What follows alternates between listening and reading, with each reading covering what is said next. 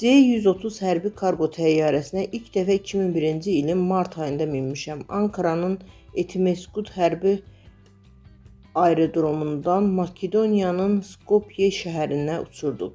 Referans bildirir ki, Müsavat.com-un məlumatına görə bunu jurnalist Azərbaycan Dövlət Televiziyasının ilk Türkiyə təmsilçisi Azərbaycanın İstanbuldakı baş konsulu İbrahim Nəboğlu bildirib. İbrahim Nəboğlu ardınca qeyd edib, mən və operatorum Humay Vəliyevlə Skopyədən avtomobil yolu ilə Kosovaya, Priştinaya gedəcəkdik.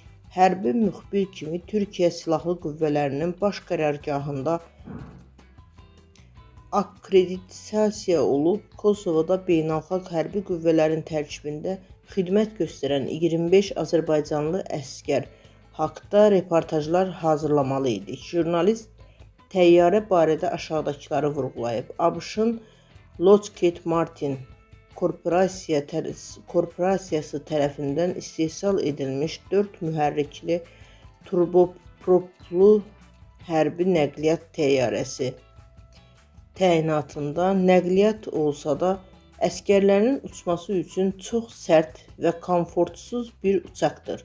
Zaten adı da üstündədir, kargo təyyarəsi. Ancaq təyyarənin içi olduqca geniş, tavanı çox yüksək idi.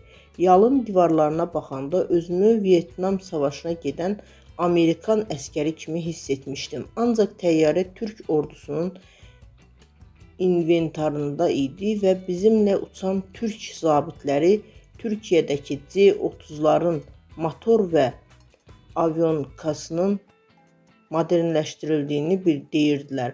Skopyəyə yaxın olsa da, hardasa 2 saat uçduğumuz yadımdadır. O təyyarədən ağlımda qalan onun tavan yüksəkliyi idi. Əlimdəki əskəri payokdan bir sendviç çıxarıb bir dəfə dişləyib kənara qoymuşdum. C-130'un içinin nəhəng həcmi məni yaman vahimələndirmişdi. Yanımdakı albaya bu qədər də iç həcmi olar deyəndə o gülümsəyərək, dünyanın ən etibarlı yük təyyarəsi bu uçaqlardır demişdir. Sabiq konsul Türkiyəyə məxsus eyni adlı hərbi təyyarənin dəhşətli qəzaya uğramasını təəssüflə qeyd edib. Bugün Bakıdan qayıdan C-130 təyyarəsinin Azərbaycan-Türkiyə sərhəddində qəzaya uğraması xəbərini eşidəndə təyyarənin o böyük həcmi boşluq gəldi gözümün önünə. O boşluq 20 Türk hərbiçisini dönüşü olmayan bir boşluğa sovurdu.